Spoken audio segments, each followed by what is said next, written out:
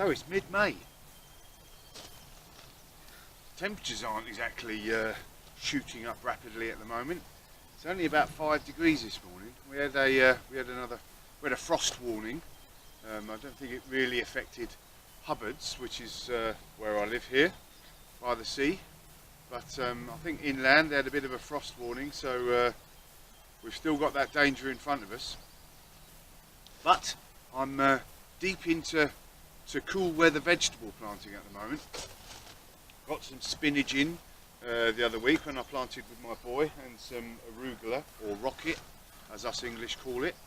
I planted some peas at the back there earlier, and just over here I've got asparagus coming up aplenty, which I'll show you in a minute.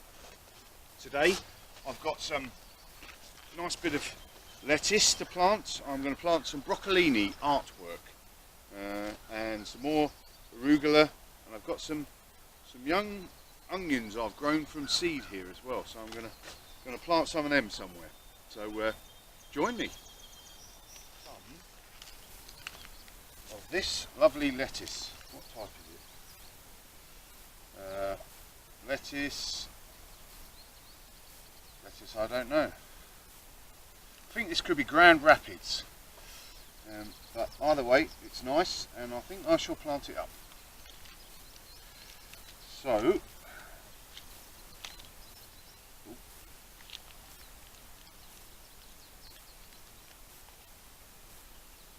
it's in here somewhere. Out you come on.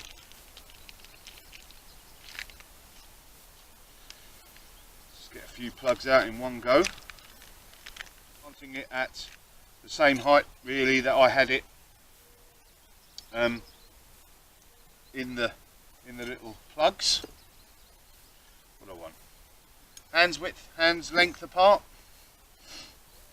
I don't have particularly big hands, so there we go.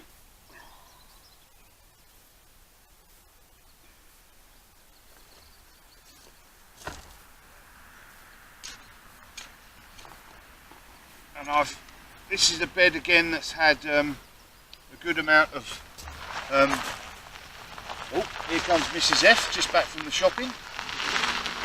This is a bed that's had a good amount of compost in the bottom, so they should have some good rocket fuel in there for them to grow away. Let's put these last three in here.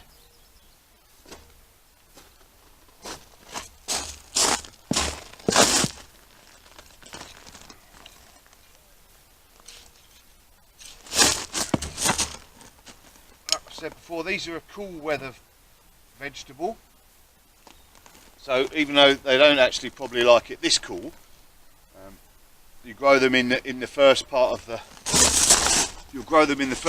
the summer when the temperatures aren't too hot, and then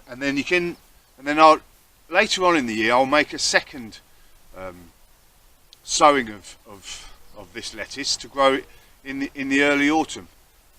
And you can do that with a lot of the cool weather vegetables. I'll be doing that with arugula, the lettuce, some spinach, so that'll be good, and probably broccoli again.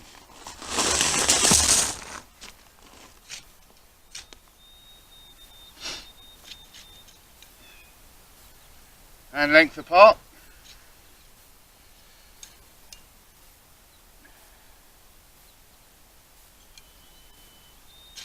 And I'll be taking leaves off this lettuce, you know, each one I'll be taking a leaf here and there, so that I can continually be taking leaves without, you know, taking the whole plant out,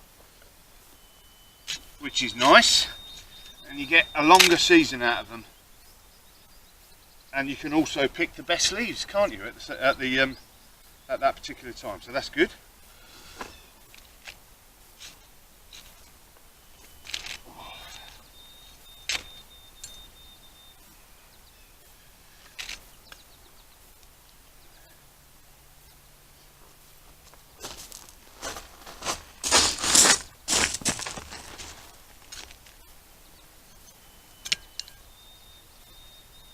Right, so that's the lettuce in, and even if we get a bit more cold weather and a frost, you know, all we've got to do is put some horticultural fleece over, or some sort of covering, just to raise that temperature above freezing, and they don't mind a touch of frost. So but you know, if a frost does come at this time, see, black flies, a frost does come at this time of year, then you want to give it a little bit of protection. I love a bit of rocket. I love that nutty, that sort of bit of fire in there. Always adds a bit to your salads.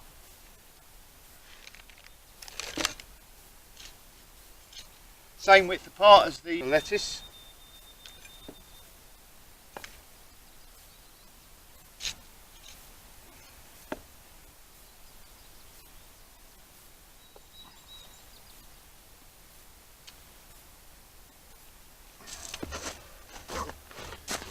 Right, so that's all the rest of the salads I've got here to plant. Now I'm going to plant the broccolini once I find somewhere to put it. Okay, time to plant a bit of broccoli.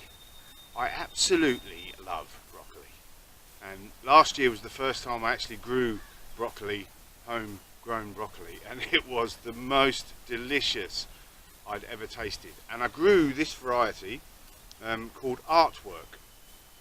This is a bit of a different variety than your normal broccolis. After you've so it'll grow normally, and you'll have your crown, and it always seems to me such a long time to wait for just the crown. So you harvest the crown of the broccoli, and then you start to get tender side shoots coming, and you just keep harvesting them. And I had them for a good six to 8 weeks. I was continually harvesting side shoots of this broccoli Artwork.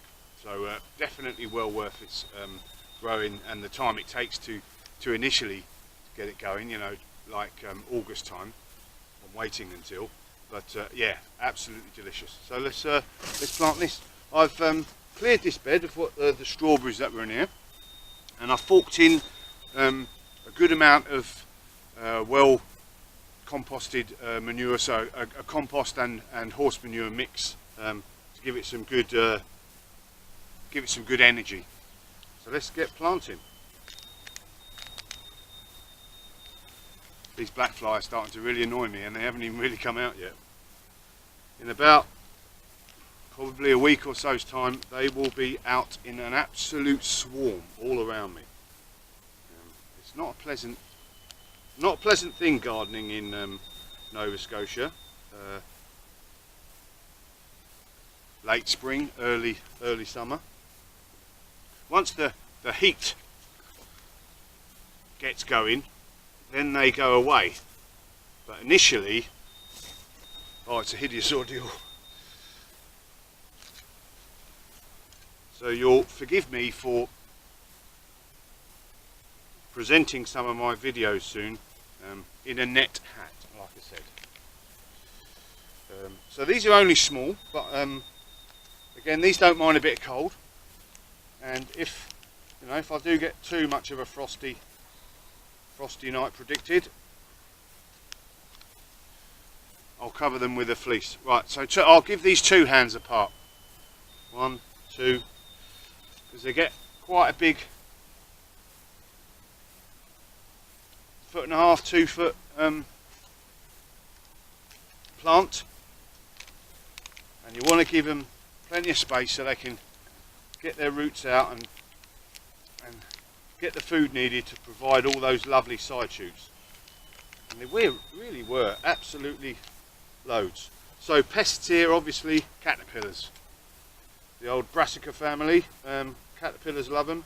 So what I'll probably do is put up some supports around here and put some nets around, but not yet. Don't need it just yet.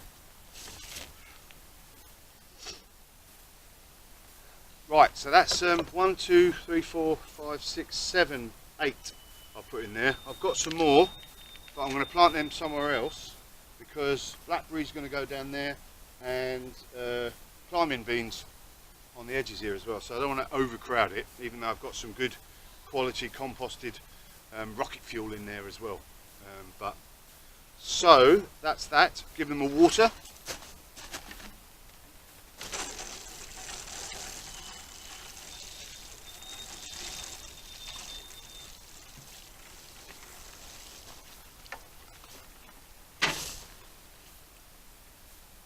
Good hour's work there. Got some, what have I got in there? Rockets, lettuce, broccoli. I'm going to put some onions in next. Oh, it's going to be a nice summer of food. Time for a cup of tea, I think. So a nice little Sunday morning job. I'm top dressing these raised beds here, which have got grapevines, 1, 2, and a grapevine over there. And I often put sweet peas along here as well, have it as a sort of living fence.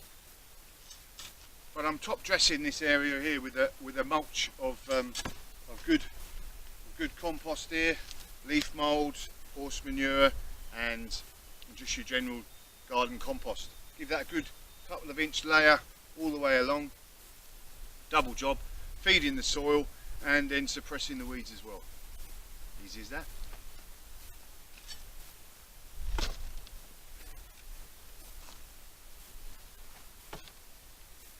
Making sure you leave a little space around your plants or wherever it is I'm putting this compost layer, just around the actual plant itself, but not right up against it.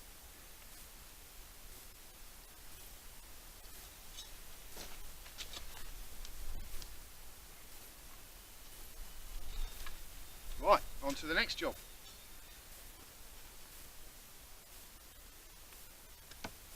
So it's been a touch windy today to do any proper filming, so I haven't. But what I thought I would do is, this is a very auspicious occasion, being the first time I've actually picked any of the asparagus in this bed, so I thought I'd film that. So lucky old you. I haven't got, you know, a massive crop, and actually, so you're supposed to be picking them around 6 to 8 inches. And for this year's crop I'll be picking it for about a month, and after a month I'll stop picking no matter what comes up, and then just let it go to flower and to seed, etc., and get all its nutrients together. But while it's going, I think I'll pick a few now, and I'm going to have it with a so I think I'm going to steam it, and then I'm going to serve it with a chive and garlic butter, and the chives, etc., from the garden.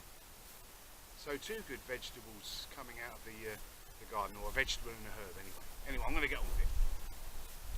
So you want to be taking your asparagus, like I said, when it's between 6 and 8 inches, and you want to get it just about where it meets the woody part of the base of the asparagus, and it's usually best to break it rather than cut it. There we go. Very first one. Yum yum. Here's another one.